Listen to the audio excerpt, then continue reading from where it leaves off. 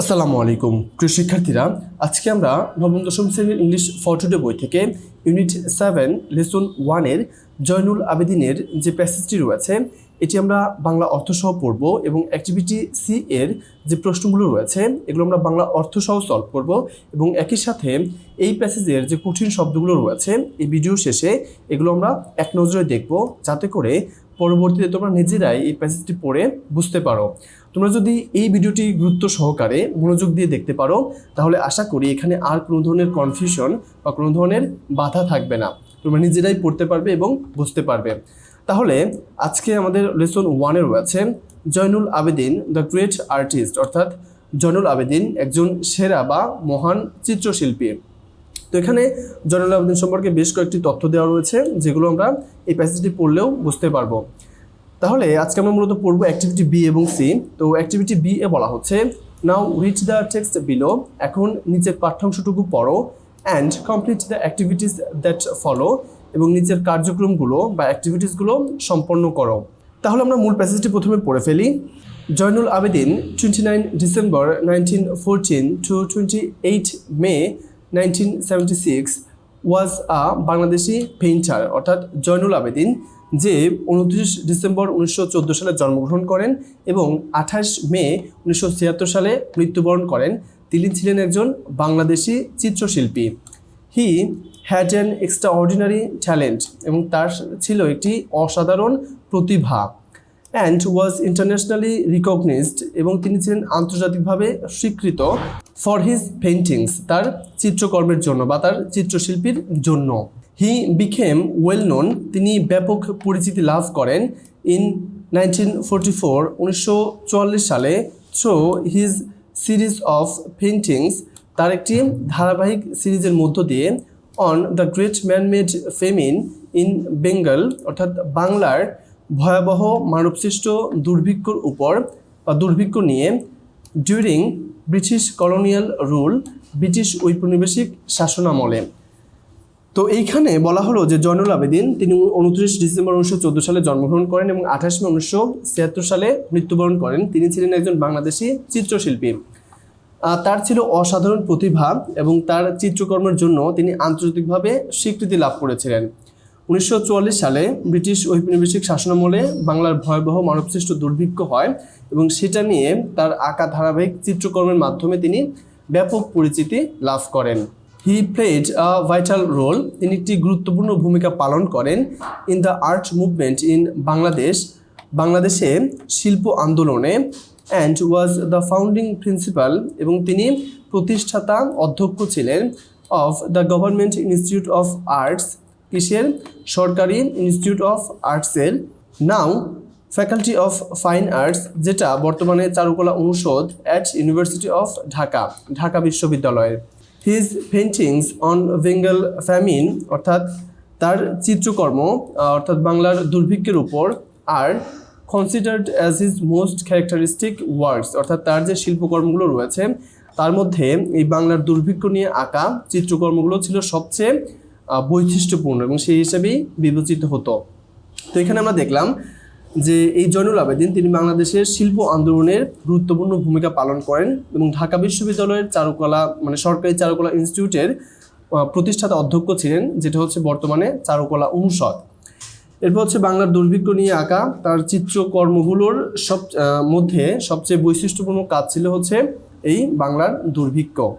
আচ্ছা, এরপর দেখি হিজ হোমল্যান্ড অনার্ড হিম, তার মাতৃভূমি বা তার দেশ তাকে সম্মানিত করেছে উইথ দ্য টাইটেল শিল্পাচার্য উপাধি দিয়ে, or the great teacher of arts, অথবা শিল্পের মহান শিক্ষক হিসেবে, for his artistic and visionary qualities, তার শৈল্পিক এবং দূরদর্শী দক্ষতার জন্য।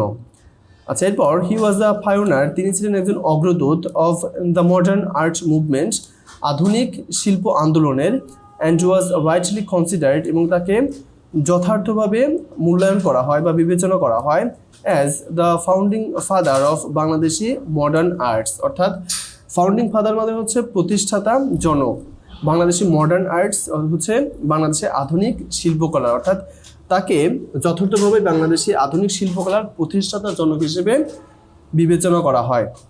তাহলে এখানে আমরা দেখলাম যে এই যে জয়নুল আবেদিন তার শৈল্পিক দক্ষতা ও দূরদর্শী চিন্তার জন্য মাতৃভূমি তাকে শিল্পাচার্য বা শিল্পকলার মহান শিক্ষক উপাধিতে সম্মানিত করে। তিনি আধুনিক শিল্প আন্দোলনের একজন অগ্রদূত ছিলেন এবং যথার্থভাবে তাকে বাংলাদেশের যে আধুনিক শিল্পকলার প্রতিষ্ঠাতা জনক হিসেবে তাকে বিবেচিত করা হয়। এরপর আমরা দেখি Abedin was born in Kishoreganj on 29 December 1914। অর্থাৎ এই জয়নুল আবেদিন তিনি কিশোরগঞ্জে 29 ডিসেম্বর 1914 সালে জন্মগ্রহণ করেন। He spent most of his childhood, অর্থাৎ তিনি তার শৈশবের অধিকাংশ সময় ব্যয় করেছেন near the scenic banks of the Brahmaputra river, অর্থাৎ ব্রহ্মপুত্র নদের মনোরম তীরে বা তীরের কাছে। The river and the open nature inspired him, অর্থাৎ এই নদী এবং খোলা প্রকৃতি তাকে অনুপ্রাণিত করেছে ফ্রম হিজ আর্লি লাইফ, তার জীবনের শুরুতেই বা শৈশব বেলায় ছোটোবেলা থেকেই। The Brahmaputra later appeared in many of his paintings, অর্থাৎ পরবর্তীতে এই ব্রহ্মপুত্র নদ তার অনেক চিত্রকর্মে উঠে এসেছে বা স্থান পেয়েছে। And remained a great source of inspiration, এবং তার একটা অন্যতম সেরা অনুপ্রেরণা ছিল থ্রু আউট হিজ ক্যারিয়ার, তার সমগ্র এই চিত্রকর্মের জীবনে বা তার সমগ্র ক্যারিয়ার জুড়ে। As his tribute to the river Brahmaputra, অর্থাৎ ব্রহ্মপুত্র নদের প্রতি শ্রদ্ধা জানানোর জন্য বা শ্রদ্ধা জানাতে হি drew a series of water colour painting in his regard, অর্থাৎ এই নদের জন্য তিনি জল রঙে আঁকা একটি ধারাবাহিক চিত্রকর্ম সৃষ্টি করেন। তাহলে এখানে এসে আমরা দেখলাম যে জয়নুল আবেদিন 1914 সালের 29 ডিসেম্বর তিনি কিশোরগঞ্জে জন্মগ্রহণ করেন। তিনি তার শৈশবের বেশিরভাগ সময় এই ব্রহ্মপুত্র নদের মনোরম তীরে কাটিয়েছেন। এই নদী এবং প্রাকৃতিক পরিবেশ ছোটবেলা থেকেই তাকে অনুপ্রাণিত করেছিল। পরবর্তীতে এই ব্রহ্মপুত্র নদ তার অনেক চিত্রকর্মে স্থান পায়, অর্থাৎ এই ব্রহ্মপুত্র নদ নিয়ে তিনি অনেক চিত্রকর্ম আঁকেন এবং তার পুরো শিল্প জীবনে এটি তার অন্যতম অনুপ্রেরণার একটা উৎস ছিল। এই ব্রহ্মপুত্র নদের প্রতি শ্রদ্ধা জানাতে গিয়ে তিনি জল রঙে আঁকা একটি ধারাবাহিক চিত্রকর্ম সৃষ্টি করেছেন বা এঁকেছেন। আচ্ছা, এরপর দেখি দিস হেল্পড হিম, এটা তাকে সাহায্য করেছে আর্ন গভর্নর্স গোল্ড মেডেল, অর্থাৎ গভর্নরের স্বর্ণপদক জিততে in all India exhibition in 1938, 1938 সালে অল ইন্ডিয়া প্রদর্শনীতে। This was the first time, এটা ছিল প্রথমবার when he came under spotlight, যখন তিনি আলোচনার কেন্দ্রবিন্দুতে আসেন। অ্যান্ড দিস অ্যাওয়ার্ড, এবং এই কৃতিত্ব বা এই পুরস্কার গেভ আবেদিন দ্য কনফিডেন্স, আবেদিনকে দিয়েছিল, অর্থাৎ এই জয়নুল আবেদিনকে দিয়েছিল আত্মবিশ্বাস to create his own visual style, তার নিজস্ব চিত্রশৈলী তৈরি করতে। ঠিক আছে, তো এখানে আমরা দেখলাম যে এটা তাকে 1938 সালে অল ইন্ডিয়া প্রদর্শনীতে গভর্নরের স্বর্ণপদক লাভ করতে সাহায্য করেছিল এবং এটাই ছিল প্রথমবার যখন তিনি সবার নজরে আসেন এবং এই পুরস্কার তাকে নিজের স্বতন্ত্র চিত্রশৈলী গড়ে তোলার আত্মবিশ্বাস দেয়। কারণ এর আগে জল রঙে কোনো ধারাবাহিক চিত্রকর্ম আঁকা এটা খুব একটা দেখা যেত না। আচ্ছা, এরপর Abedin goat admitted to the government school of art in Kolkata, অর্থাৎ এরপর জয়নুল আবেদিন কলকাতার গভর্নমেন্ট স্কুল অফ আর্টে ভর্তি হন। Now government college of art and craft Kolkata India, যেটা বর্তমানে ভারতের কলকাতার government college of art and craft হিসেবে পরিচিত। হিয়ার, এখানে he learned European academic style for 5 years, এখানে তিনি 5 বছর ধরে ইউরোপিয়ান একাডেমিকের শিল্পশৈলী শিক্ষা লাভ করেন বা শেখেন।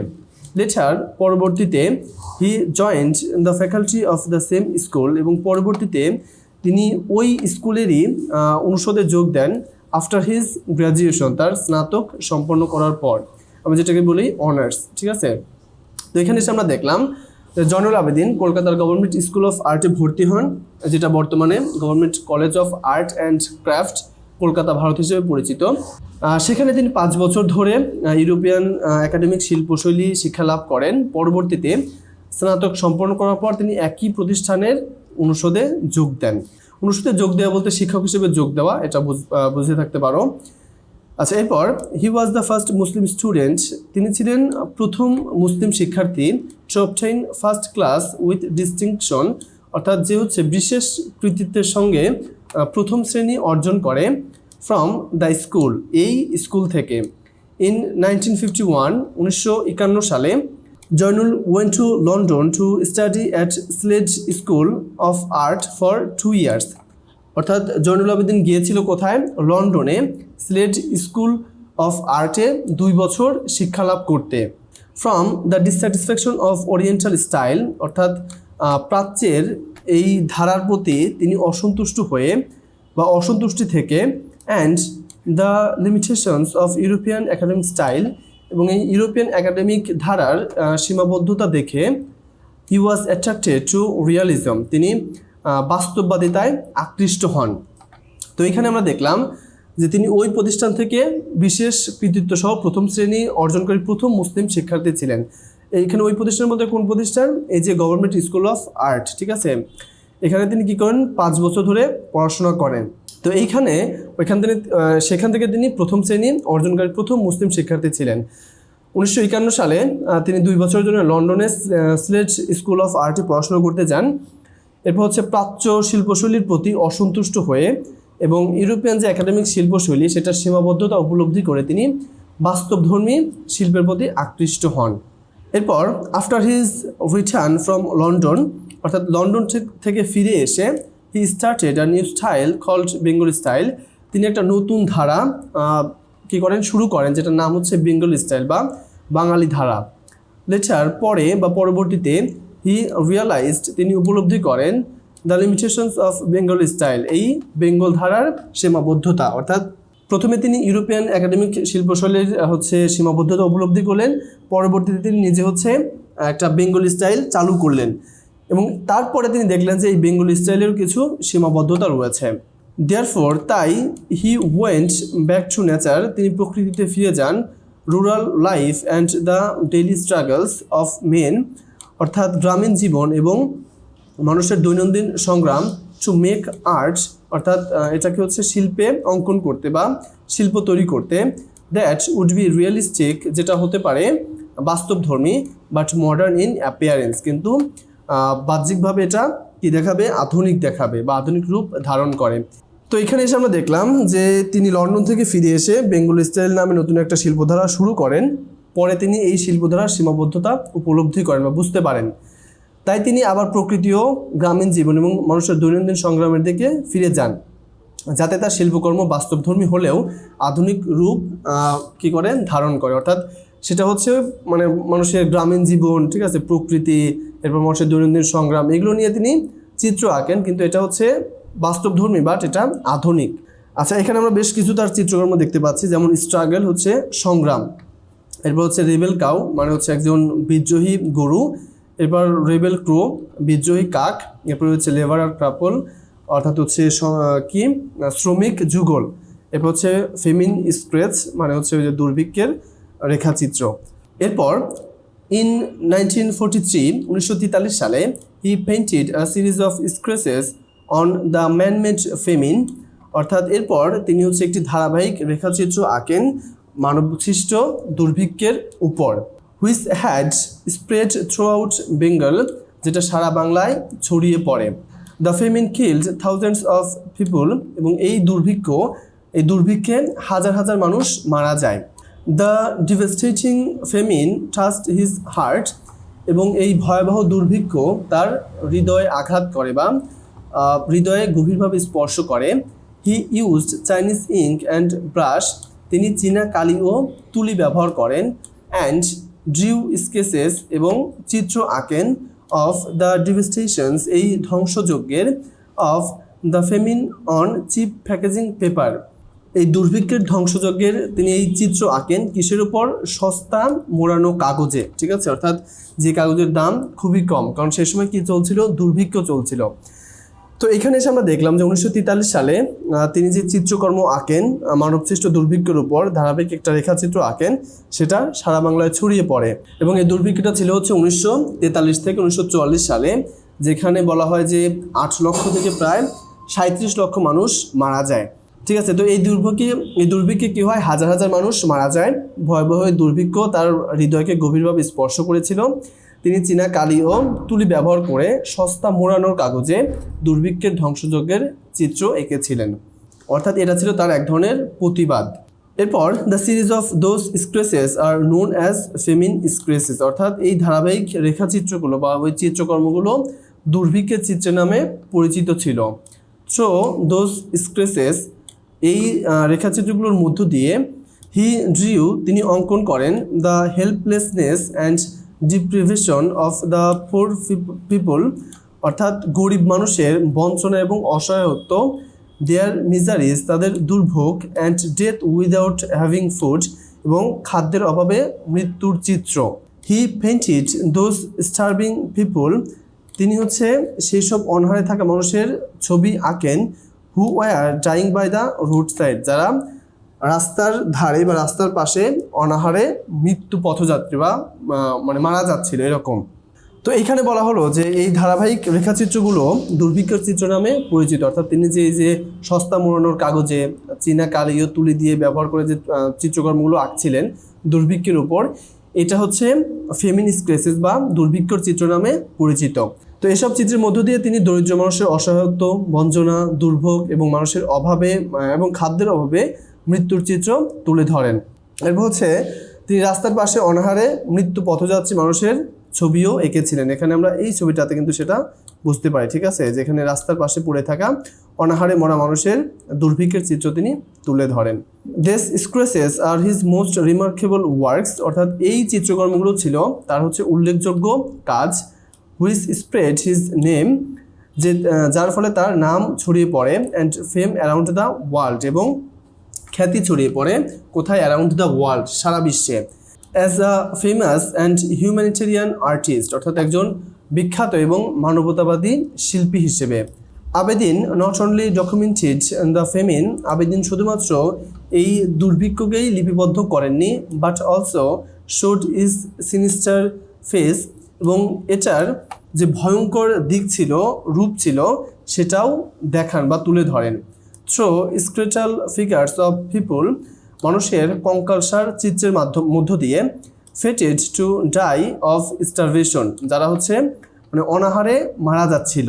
তো এখানে এসে আমরা দেখলাম যে এই যে দুর্ভিক্ষের উপর তিনি চিত্রকর্মগুলো আঁকেন, এইগুলো ছিল তার সবচেয়ে উল্লেখযোগ্য শিল্পকর্ম, যা তাকে বিশ্বজুড়ে একজন খ্যাতিমান এবং মানবতাবাদী শিল্পী হিসেবে পরিচিত করিয়ে দেয়। তিনি এই দুর্ভিক্ষের ঘটনা শুধুমাত্র লিপিবদ্ধ করেননি, বরং অনাহারে মৃত্যুর জন্য নির্ধারিত কঙ্কালসার মানুষের মাধ্যমে দুর্ভিক্ষের ভয়ঙ্কর চিত্র তুলে ধরেছেন।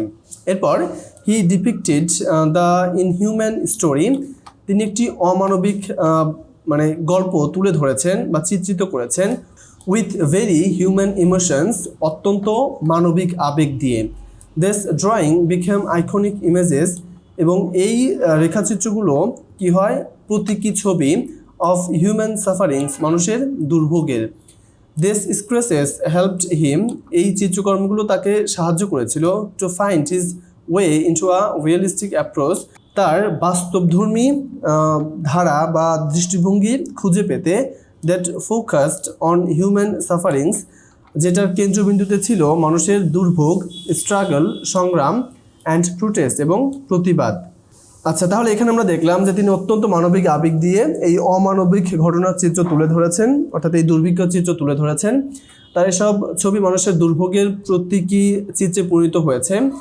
এই রেখাচিত্রগুলো তাকে এমন একটি বাস্তবধর্মী শিল্প দ্বারা গড়ে তুলতে সাহায্য করে, যা মানুষের দুঃখ, কষ্ট, সংগ্রাম এবং প্রতিবাদকে কেন্দ্র করে তৈরি হয়েছিল। থ্রো আ 65 ফিট স্ক্রল, অর্থাৎ 65 ফিট স্ক্রল চিত্রের মাধ্যমে হি ডিপিক্টেড, তিনি তুলে ধরেছেন বা চিত্রিত করেছেন, দ্য ম্যাস মুভমেন্ট অফ 1969, 1969 সালের গণ অভ্যুত্থানকে। অ্যান্ড এবং with a 30 feet scroll painting called Monpura, এবং 30 ফিট স্ক্রল চিত্র যেটার নাম হচ্ছে Monpura.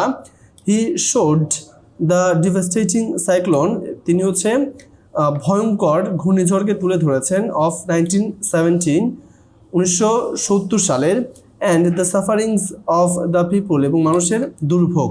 Throw the letter scratch, এবং পরবর্তী শিল্পকর্মের মাধ্যমে হি রিমেম্বার্ড দ্য পিপল, তিনি এসব মানুষকে স্মরণ করেছেন, হু ডাইড ইন দ্যাট ক্ল্যামিটি, যারা হচ্ছে ওই দুর্যোগে নিহত হয়েছিল। অর্থাৎ এখানে বলা হলো 65 ফুট দীর্ঘ একটি স্ক্রল চিত্রের মাধ্যমে তিনি 1969 সালের গণ অভ্যুত্থান তুলে ধরেন। আবার মনপুরা নামে 30 ফিট দীর্ঘ একটি স্ক্রল চিত্রে তিনি 1970 সালের ভয়াবহ যে ঘূর্ণিঝড় হয়েছিল সেটা তুলে ধরেন এবং সেই একই সাথে মানুষের দুর্ভোগ চিত্রিত করেন। পরবর্তী শিল্পকর্মের মাধ্যমে তিনি সেই দুর্যোগে যারা নিহত হয়েছিল তাদেরকে স্মরণ করেছেন। আচ্ছা, এরপর ইন 1975 সালে Zainul Abedin set up a folk museum at Sonargaon. Zainul Abedin একটি লোকজ জাদুঘর প্রতিষ্ঠা করেন বা চালু করেন কোথায়? সোনারগাঁওয়ে। অ্যান্ড গ্যালারি এবং একটি চিত্রশালা বা গ্যালারি ইন ময়মনসিংহে নেমড শিল্পাচার্য জয়নুল আবেদিন মিউজিয়াম, যেটা হচ্ছে শিল্পাচার্য জয়নুল আবেদিন মিউজিয়াম বা জাদুঘর হিসেবে পরিচিত। হি বিকেম অ্যাক্টিভলি ইনভলভড, তিনি সক্রিয়ভাবে যুক্ত ছিলেন in a movement two preserve the heritage of Bengal, অর্থাৎ বাংলার ঐতিহ্য সংরক্ষণের আন্দোলনে। অ্যান্ড রিইন্ট্রোডিউস বেঙ্গল আর্ট, এবং বাংলার যে শিল্পকলা সেটাকে পুনরায় পরিচয় করিয়ে দিতে from the roots of Bengali culture, বাঙালি সংস্কৃতির শিকড় থেকে। He passed away on 28 May 1976 in Dhaka, তিনি 1976 সালে 28 মে ঢাকায় মৃত্যুবরণ করেন। তাহলে এখানে আমরা দেখলাম যে 1975 সালে জয়নুল আবেদিন সোনারগাঁও একটি লোকজ জাদুঘর প্রতিষ্ঠা করেন এবং ময়মনসিংহে শিল্পাচার্য জয়নুল আবেদিন জাদুঘর নামে আরও একটি চিত্রশালা প্রতিষ্ঠা করেন। তিনি বাংলার ঐতিহ্য সংরক্ষণ এবং বাঙালি জাতির সংস্কৃতির শিকড় থেকে বাংলার শিল্পকে পুনরায় পরিচিত করার আন্দোলনে সক্রিয়ভাবে যুক্ত ছিলেন। এরপর 1976 সালে 28 মে তিনি ঢাকায় মৃত্যুবরণ করেন। তো এই ছিল মূলত আমাদের মূল প্যাসেজ। আচ্ছা, এরপর আমরা দেখি এখানে অ্যাক্টিভিটি সিতে আমাদের কয়েকটি প্রশ্ন রয়েছে, এটাও আমরা সলভ করব। Ask and answer the questions, অর্থাৎ জিজ্ঞাসা করো এবং প্রশ্নগুলোর উত্তর দাও। তো 1 নম্বর প্রশ্নে বলা হচ্ছে how did Zainul Abedin become famous, অর্থাৎ জয়নুল আবেদিন কিভাবে বিখ্যাত হলেন। তো এটার উত্তর আমরা বলতে পারি Zainul Abedin become famous through his series of famine sketches, অর্থাৎ জয়নুল আবেদিন তার ধারাবাহিক দুর্ভিক্ষের চিত্রকর্ম এটার উপর ছবি এঁকে বিখ্যাত হন। On man-made Bengal famine of 1943, 1943 সালের মানবসৃষ্ট বাংলার দুর্ভিক্ষের উপর। ঠিক আছে, তাহলে প্রথম প্রশ্ন আমাদেরকে করা হলো যে কীভাবে জয়নুল আবেদিন বিখ্যাত হলেন। আমরা এটার উত্তরে বললাম যে জয়নুল আবেদিন 1943 সালে মানবসৃষ্ট বাংলার দুর্ভিক্ষ নিয়ে আঁকা ফেমিন স্কেচেসের মাধ্যমে বিখ্যাত হন। What were the themes of his famous sketches, অর্থাৎ তার বিখ্যাত চিত্রকর্মগুলোর মূলভাব কী ছিল। The themes of his famous sketches were famine, অর্থাৎ তার চিত্রকর্মগুলোর মূল ভাব ছিল বা থিম ছিল ফ্যামিন, অর্থাৎ হচ্ছে দুর্ভিক্ষ। হিউম্যান সাফারিংস, অর্থাৎ মানুষের দুর্ভোগ। স্টারভেশন, অনাহার। পোভার্টি, দারিদ্র্য। অ্যান্ড দ্য স্ট্রাগলস অফ পুর পিপুল, এবং দরিদ্র মানুষের সংগ্রাম। আচ্ছা, এরপর হচ্ছে 3 নম্বর প্রশ্ন আমরা দেখি give information regarding his education, অর্থাৎ তার শিক্ষা সম্পর্কে তথ্য দাও। তাহলে আমরা বলতে পারি হি studied at the government school of art in Kolkata, তিনি হচ্ছে কলকাতার গভর্নমেন্ট স্কুল অফ আর্টে পড়াশোনা করেছেন। Obtained first class with distinction, এবং কৃতিত্বের সঙ্গে প্রথম শ্রেণী অর্জন করেন। অ্যান্ড লেটার, এবং পরবর্তীতে studied at the slate school of art in London, এবং পরবর্তীতে তিনি লন্ডনের স্লেট স্কুল অফ আর্টে পড়াশোনা করেছেন। তোমরা চাইলে আরও একটু যুক্ত করতে পারো, সেটা হচ্ছে আমাদের প্যাসেজের মধ্যেই দেওয়া আছে। আচ্ছা, এরপর 4 how did river Brahmaputra influenced his sketches, কীভাবে ব্রহ্মপুত্র নদ তার চিত্রসমূহে প্রভাব ফেলেছিল। এটার উত্তর আমরা বলতে পারি রিভার ব্রহ্মপুত্র ইন্সপায়ার্ড হিম, অর্থাৎ ব্রহ্মপুত্র নদ তাকে অনুপ্রেরণা দিয়েছিল ফ্রম হিজ চাইল্ডহুড, তার শৈশব থেকেই।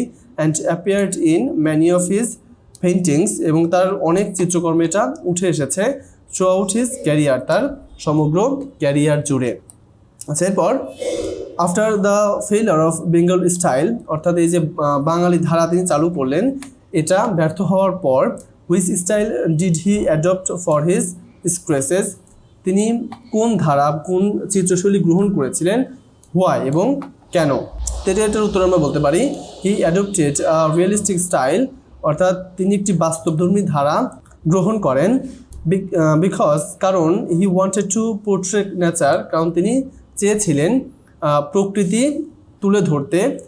রুরাল লাইফ, গ্রামীণ জীবন। And the real struggles of poor people, এবং গরিব মানুষের সংগ্রামের মানে সত্যিকার জীবনকে। আচ্ছা, এরপর 6, why is he called humanitarian artist, অর্থাৎ কেন তাকে মানবতাবাদী চিত্রশিল্পী বলা হয়। তো এটার উত্তর হবে he is called humanitarian artist, তাকে মানবতাবাদী চিত্রশিল্পী বলা হয় বিকজ, কারণ হি পোর্ট্রেট, তিনি চিত্রিত করেছেন বা এঁকেছেন দ্য সাফারিংস, অর্থাৎ দুর্ভোগ, প্রভার্টি, দারিদ্রতা and struggles of ordinary people, এবং সাধারণ মানুষের দুঃখ কষ্ট, উইথ ডিপ হিউম্যান ফিলিংস, কি হিসেবে, গভীর মানবিক অনুভূতির সঙ্গে। তো এই হচ্ছে প্রশ্ন সমাধান। এবারে এক নজরে আমরা যে কঠিন শব্দগুলো দেখলাম সেগুলো দেখে নিই, যাতে করে তোমরা নিজেরাই পরবর্তীতে পড়তে পারো। এক্সট্রা অর্ডিনারি মানে হচ্ছে অসাধারণ, রিকগনিজড স্বীকৃত, সিরিজ ধারাবাহিক, ফ্যামিন হচ্ছে দুর্ভিক্ষ, কলোনিয়াল ঔপনিবেশিক, ভাইটাল গুরুত্বপূর্ণ, আর্ট মুভমেন্ট শিল্প আন্দোলন, ফাউন্ডিং প্রতিষ্ঠাতা, কনসিডার্ড বিবেচিত, ক্যারেক্টারিস্টিক বৈশিষ্ট্যপূর্ণ, টাইটেল উপাধি, এরপর আর্টিস্টিক শৈল্পিক, ভিশনারি দূরদর্শী, পায়োনার অগ্রদূত, রাইটলি যথার্থভাবে, এরপর হচ্ছে সেনিক হচ্ছে মনোরম, ইন্সপায়ার্ড অনুপ্রাণিত করেছিল, ইন্সপাইরেশন প্রেরণা, থ্রো আউট সারা, ট্রিবিউট শ্রদ্ধার নিদর্শন, এরপর হচ্ছে স্পটলাইট আলোচনার কেন্দ্রবিন্দু, কনফিডেন্স আত্মবিশ্বাস, ভিজুয়াল স্টাইল চিত্রশিল্প চিত্রশৈলী, অ্যাডমিটেড ভর্তি হন, একাডেমিক হচ্ছে একাডেমিক, ফ্যাকাল্টি হচ্ছে শিক্ষক মণ্ডলী বা অনুষদ, গ্র্যাজুয়েশন স্নাতক সম্পন্ন করা, অবটেইন অর্জন করা, এরপর ডিস্টিংশন হচ্ছে বিশেষ কৃতিত্ব, ডিসস্যাটিসফ্যাকশন অসন্তুষ্টি, অরিয়েন্টাল প্রাচ্য, লিমিটেশনস সীমাবদ্ধতা,